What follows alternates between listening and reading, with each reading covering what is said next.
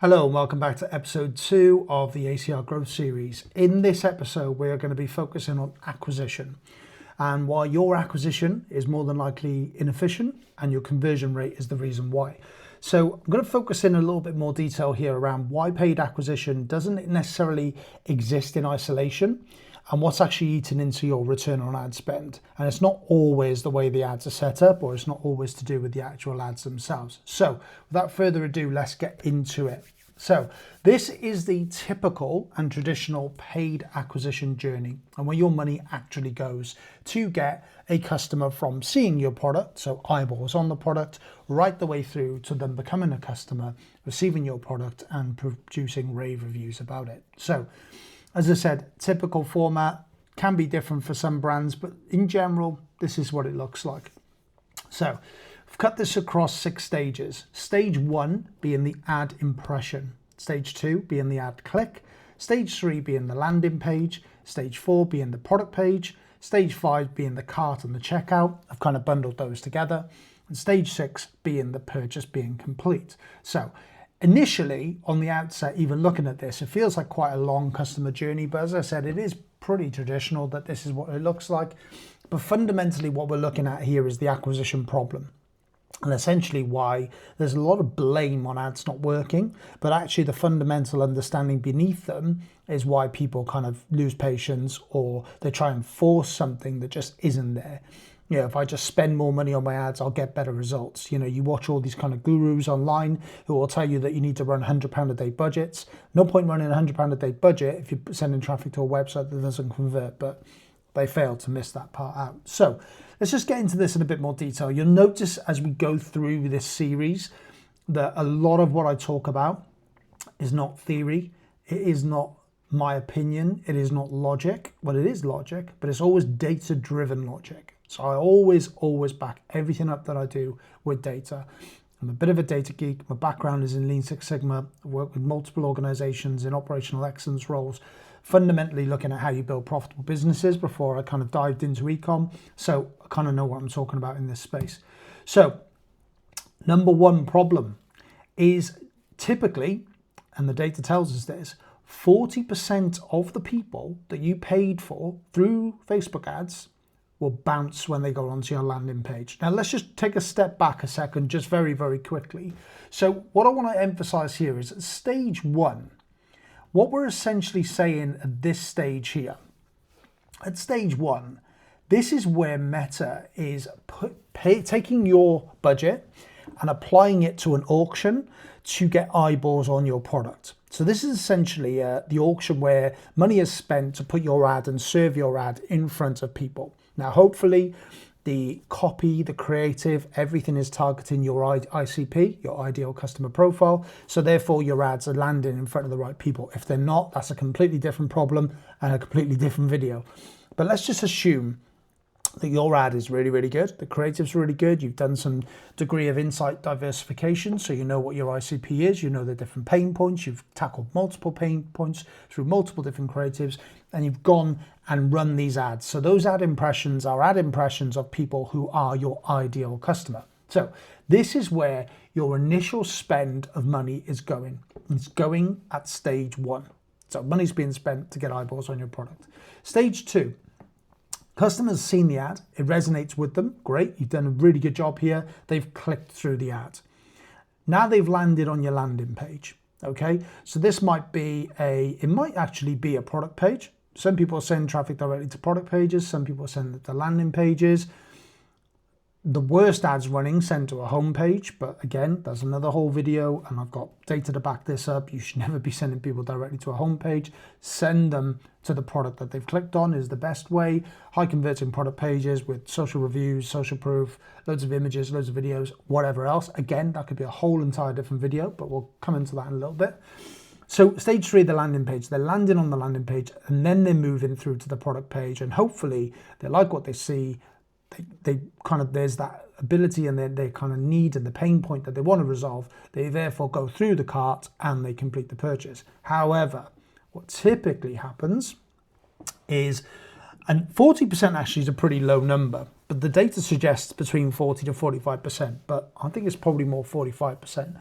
40% will bounce on landing. So upon landing on your website or the destination that you've selected as part of your Facebook ads, they bounce. Now, there could be a multitude of reasons for this, right? This might not actually be anything to do with what you're doing, but they've essentially decided, actually, no, I don't want to look at this product now, or actually, no, this is not for me, and they bounced away. So that leaves the remaining 60%, they do land comfortably. However, almost 60% of those customers that have landed will not add to cart. So they won't take that next step. So you've got 100 people through to a landing page. 40 of those people have bounced. The remaining 60 have stayed. So the remaining 60 have sat on your product page and they're in a position where they're kind of exploring more and they want to see what that kind of looks like. However, when you actually factor in the fact that 60% of them are then going to drop out of add to cart, you're essentially losing another, 36 customers. So 36 customers you've lost again. Okay, so from the original, if we come back here, the original 100 customers that have actually selected your ad, clicked through, gone to your landing page, gone to the product page, then moved through to where we want them to be, which is essentially the checkout, you're now down to obviously a nominal number of customers. Then your bigger problem is that 70% of those customers that have stayed for this period actually abandon at the checkout. So you can see where the money being spent on the ads to drive that traffic, the different touch points that they drop out and ways to actually get around that we're going to come into in a little bit now. What actually results then on a kind of, and this is, I would say, is a poor performing kind of experience, but it's pretty traditional for what I see, especially brands that are kind of struggling to get above that sort of 15 to 20k a month mark, and it's definitely not present in brands that are doing the 100k a month mark, which is what this series is all aimed towards. 2% of those customers will purchase. So you're essentially taking a kind of a set of budget that you've applied into Meta to land you 100 customers. Let's just keep the numbers simple. To land 100 customers, 40% of them have dropped out at the landing page. 60% have dropped out at add to cart. Another 70% have dropped out at abandoned checkout. You're only left with 2% that actually purchase and buy. So what actually happens here, and what I see all the time, is to combat this, what brands will typically do is they will double their spend. So what they'll say is, actually, we're not getting the revenue that we need. We're not getting the numbers that we need. What we need to do is spend more money on ads, because actually what they don't see is the system constraint and they don't see the system problem. What they see is an output from their ads, which might be, look, the output they get from their ads is they're at 2k a week, 2.5k a week, and they want to actually get to 5k a week. So the logic in their head is, if we double our ad spend at the current rate of running, we'll get our 5k. But actually one of the challenges on that is the profitability from that 5k will be significantly missing. So if we look here, now what we can see here is the scale spend trap. Let me just kind of zoom in on this a little bit so we can see it in a bit more detail. So what you've essentially got is those brands that I spoke about where they're looking to essentially double the budget. So they take their ad spend from 10k to 20k. The conversion rate's at 1.5k. So for that 20k, they are going to get, let's say, 600 orders. Keep the maths really simple. 600 orders. Cost of acquisition is going to be exactly the same because they're running the same type of ads, running to the same website. They've not changed anything. All they've done is poured more money into the Meta machine. Okay. Now, what is happening that they will typically not resonate with is their margins will narrow because they're spending more on ads, which means they're actually taking from their margin, and actually their conversion rate is still incredibly low, which means they're not getting as much for money. They're not getting as much revenue for the money that's spending on their ads.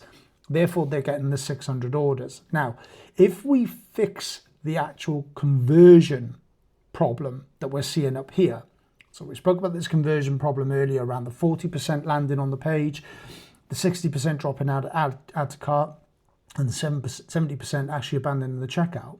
If we actually fixed the conversion problem with the same budget, so rather than increasing that budget to 20k a month, keep that budget at 10k, but increase that conversion rate from 1.5% to 3% on those same 600 orders, what you're then getting is a halving of your cost of acquisition and a doubling of your ROAS. Now, I'm not a massive fan of ROAS because I think there's lots of different fundamental contributors.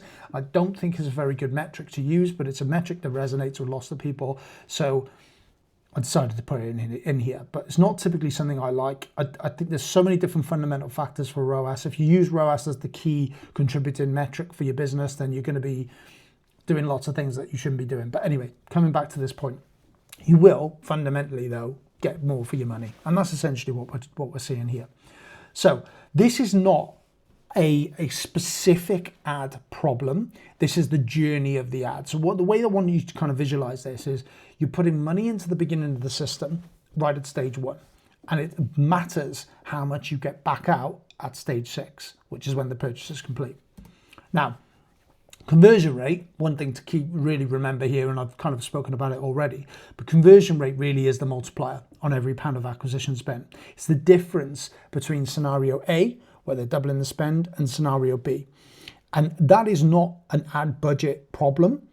Most people believe it is. Most people believe they're not spending enough on their ads. They need to spend more money. If they spend more money, they get better returns. And although the logic to that is somewhat sound, the actual cost of doing that as a practice for your business and the impact on profitability is pretty bad. So what we're essentially looking at is what the funnel does with the traffic. Is your funnel, i.e. your landing page, i.e. your website, i.e. your processes, are they optimized as best as they possibly can be to get you the best results? Now, this is the metric problem. Now, ROAS, I kind of digged out ROAS a little bit earlier, and I'm going to do it again because I'm not a massive fan of ROAS. So ROAS is a channel metric, fundamentally. It's not a driving metric to run profitable businesses. It is a channel metric on Facebook. Loads of gurus focus on ROAS. You'll see loads of screenshots and agencies trying to sell you their service because they get brands 10, 15, 20K ROAS. What they don't tell you is that they're targeting bottom of funnel customers that would have bought anyway. But again, go off on a tangent. That's another conversation for another day. Essentially what ROAS does, it tells you nothing. Okay, it tells you nothing about your business health. And if your cost of acquisition is high because your conversion rate is low, it doesn't really matter what level of ads you're running, because actually if your conversion rate's low, then it doesn't make a blind bit of difference. And actually, if your ads are really optimized and they're really good and they're driving lots and lots of traffic, which might sound like a really good thing, but if your conversion rate is really poor, all you're doing is pouring fuel on a fire that needs putting out, and that fire is conversion. Now, the real cost to all of this, and the most expensive thing in your business right now, is your unconverted traffic. Because one thing to remember, as soon as you served an ad impression on Meta, your money is being spent. So your money is being spent at stage 1. This is where your budget is being applied. So it doesn't matter about any of the other stages to an extent, because that is where your money is being spent. And that is where your unconverted traffic is being lost. You've already paid for it, and it didn't result in you actually getting any form of purchase. So you've got to focus on that unconverted traffic. That 40% bouncing on the landing page, that 60% dropping at checkout, that's 70% dropping at checkout, and that's 60% that don't even add to cart. That is the problem. That is the focus area that needs to be looked at. So I'm going to leave you with a key point before we kind of close out the video. And one of the kind of points I want to make here is that scaling acquisition, and I've kind of spoke about this all the way through anyway, but scaling acquisition without fixing conversion scales inefficiency in your business. You are not buying more customers.